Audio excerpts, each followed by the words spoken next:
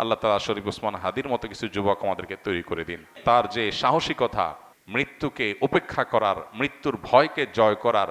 ওসমান হাদি বলেছেন তার বাবা তাকে উদ্বুদ্ধ করেছেন, তার বাবা তাকে জেনারেল শিক্ষায় যেতে বলেছেন, অনুমোদন দিয়েছেন এই শর্তে যে তুমি অন্যায়ের বিরুদ্ধে লড়াকু সৈনিক হবে। বিপ্লবী শরীফ ওসমান হাদির নীতি নৈতিকতাও আমাদের সবাইকে কাঁদিয়ে চলে যাওয়া সম্পর্কে কি বলবেন? দেখুন, ইসলাম আমাদেরকে সবসময় সৎ কাজের আদেশ এবং অসৎ কাজে বাধা প্রদান করার কথা বলে, অন্যায় অনাচারের বিরুদ্ধে অবস্থান নিতে বলে। ইসলাম আমাদেরকে বলে সবসময় আমরা নিজের ব্যক্তি স্বার্থের ঊর্ধ্বে অন্যের কল্যাণ সাধনে নিজেকে নিয়োজিত করব। ইসলাম আমাদেরকে বলে আল্লাহর রাহে নিজের জীবনকে নজরানা হিসাবে পেশ করার জন্য স্বপ্ন আমরা লালন করব। তো এই বিপ্লবী তরুণ সেই কাজগুলো অত্যন্ত সুন্দরভাবে সুচারুরূপে আঞ্জাম দিয়েছেন। আমরা দোয়া করি আল্লাহ তাআলা তার ভুল ত্রুটি সবকিছুকে ক্ষমা করে মাগফিরাত নসিব করে তাকে শাহাদাতের সর্বোচ্চ মাকাম দান করেন। একজন মুসলিম তরুণের জীবনের সার্থকতা কি, এটা এই তরুণ দারুণভাবে বুঝিয়ে দিয়ে গেছেন। আমাদের তরুণদের বড় অংশ তারা ভোগবাদ, খেল তামাশা, আনন্দ বিনোদন, হেয়ালিপনা এসব কিছুর মধ্যে ডুবে থাকে। পশ্চিমারা আমাদের ধার, আমাদের স্পিড, আমাদের স্পিরিট, আমাদের গতি, আমাদের পাওয়ার, আমাদের ইমানের শক্তি, এগুলো সবগুলোকে তারা ভোঁতা করে দেওয়ার পরিকল্পনা হাতে নিয়েছে। আমাদেরকে নারীতে, মাদকে, বিভিন্ন বিষয়ে তারা আসক্ত করে ফেলেছে এবং এই ভোগের মধ্যে জীবনযাপন করাটাই বা ক্যারিয়ার বা নিজের গণ্ডির সীমাবদ্ধ চিন্তার মধ্যে আবদ্ধ থাকাটাকেই জীবনের লক্ষ্য হিসাবে যেন আমরা বেশিরভাগ তরুণরা আমরা বানিয়ে নিয়েছি। তো এই গণ্ডি ভাঙতে পারা, ভয়কে জয় করতে পারা, মৃত্যুকে ওয়েলকাম করতে পারা, মৃত্যুর জন্য অপেক্ষা করতে পারা, এটা ইমানদারের চরিত্র। ওসমান হাদি তিনি যদি ইমানদার না হতেন, তিনি যদি মাদ্রাসা পড়ুয়া না হতেন, তিনি যদি তা মুসলমান পরিবারের আলেম পরিবারের সন্তান না হতেন, তার ভিতরে যদি দিনী চেতনা না থাকতো, তিনি হয়তো তথাকথিত বিপ্লবী হতে পারতেন, কিন্তু মৃত্যুকে এতটা হাসি মুখে আলিঙ্গন করার এই শিক্ষা কোরআন হাদিস ছাড়ার কোথাও থেকে পাওয়ার কোনো সুযোগ নাই।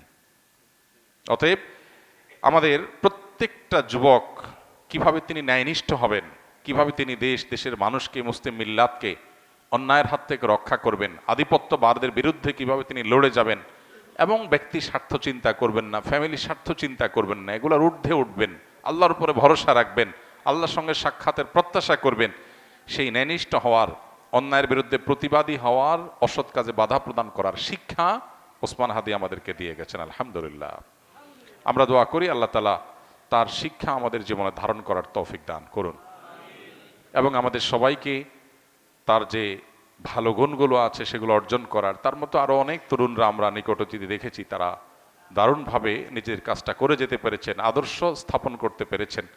আমরা তাদের সবার জন্য দোয়া করি এবং তার শোকসন্ত পরিবারকে আল্লাহ তাআলা সান্ত্বনা নসিব করুন এবং তার আদর্শ যেন হারিয়ে না যায়। ওসমান হাদিরা যেন যুগ যুগ ধরে এই দেশে, এদেশের মাটিতে বেঁচে থাকে। এদেশে মানুষের বড় বেশি তৃষ্ণা, বড় বেশি পিপাসা, কেউ তাদেরকে উদ্ধারে এগিয়ে আসবে, নেতৃত্ব দিবে, জীবন বাজি রাখবে। অনেক তরুণই তো আমাদের আছে। কজন তরুণ এরকম স্বপ্ন দেখেন, কজন তরুণ এই সীমাবদ্ধ চিন্তার ঊর্ধ্বে উঠেন। ওসমান হাদি বলেছেন তার বাবা তাকে উদ্বুদ্ধ করেছেন, তার বাবা তাকে উৎসাহিত করেছেন, তার বাবা তাকে জেনারেল শিক্ষায় যেতে বলেছেন, অনুমোদন দিয়েছেন এই শর্তে যে তুমি অন্যায়ের বিরুদ্ধে লড়াকু সৈনিক হবে। তার পরিবার থেকে তিনি পরিপূর্ণ সাপোর্ট পেয়েছেন। তো কয়টা পরিবার এরকম আছে, কয়টা মা বাবা এরকম আছে যে বাবা তুমি কেরিয়ার গড়ে অনেক টাকা পয়সা কামাই করবা, অনেক বড় পদ চেয়ারে যাবা, আর আমরা ভোগবাদে ভিতরে থাকবো, আমরা সেগুলো ভোগ করব, ভাবসাব হবে, সামাজিক অবস্থান হবে, এগুলো আমাদের টার্গেট না। আমাদের টার্গেট তুমি মানুষ হও, ইমানদার হও, আল্লাহ ভীরু হও, আল্লাহ ছাড়া কাউকে পরোয়াকারী হইও না, সমাজটাকে পরিবর্তনের জন্য চেষ্টাটা করো। ইমানদারের সার্থকতা হলো সমাজ পরিবর্তন করার চেষ্টা যদি সে করে, চেষ্টা করতে না পারলেও আল্লাহর কাছে সব পরিপূর্ণভাবে পেয়ে যাবে। নবী করিম সাল্লাল্লাহু আলাইহি ওয়াসাল্লামের একটা হাদিস রয়েছে, কোনো ব্যক্তি যদি শাহাদাতের আকাঙ্ক্ষা লালন করে, শাহাদাতের তামান্না লালন করে, কিন্তু তার মৃত্যু যদি হয় বিছানায় স্বাভাবিক মৃত্যু, শহীদ যদি সে হতে নাও পারে, আল্লাহর কাছে শাহাদাতের মর্যাদা সে পেয়ে যাবে। অতএব স্বপ্নটা ইমানদারের বড় হতে হবে, চিন্তাটা পরিবর্তিত হতে হবে, চেতনাটা শানিত হতে হবে, পবিত্র হতে হবে, চিন্তাটা উন্নত হতে হবে। নিচু চিন্তা, সীমাবদ্ধ চিন্তা, ভোগবাদের চিন্তা, মোজমাস্তির চিন্তা, শুধুমাত্র হাসি তামাশার চিন্তা, এটা মুসলমানের চিন্তা হতে পারে না। মুসলমান আব্দুল ইবনে ওমরের, বেলালের, আম্মারের, সোহেবের, ওমর রাদিয়াল্লাহু তাআলা আনহুর, আব্দুল ইবনে আব্বাস রাদিয়াল্লাহু তাআলা আনহুর, খালিদ ইবনে ওয়ালিদ রাদিয়াল্লাহু তাআলা আনহুর, মুসআব ইবনে ওমর রাদিয়াল্লাহু তাআলা আনহুর আদর্শের সন্তান।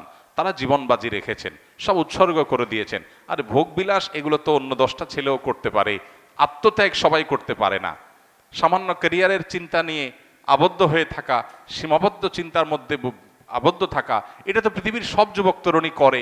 আমি ব্যতিক্রম, আমি ইউনিক, আমি ভিন্নতর, আমি মুসলিম, আমি অন্যরকম, এই বিষয়টা সবাই পারে না। এটার জন্য দরকার কোরআন এবং হাদিসের ইন্সপিরেশন, এটার জন্য দরকার কোরআন হাদিসের শিক্ষা, এটার জন্য দরকার হলো পারিবারিকভাবে সাহায্য, তাদের সহযোগিতা, তাদের সমর্থন। আল্লাহ তাআলা আমাদের তরুণদেরকে সব কিছু হাসিল করার তৌফিক দান করুন।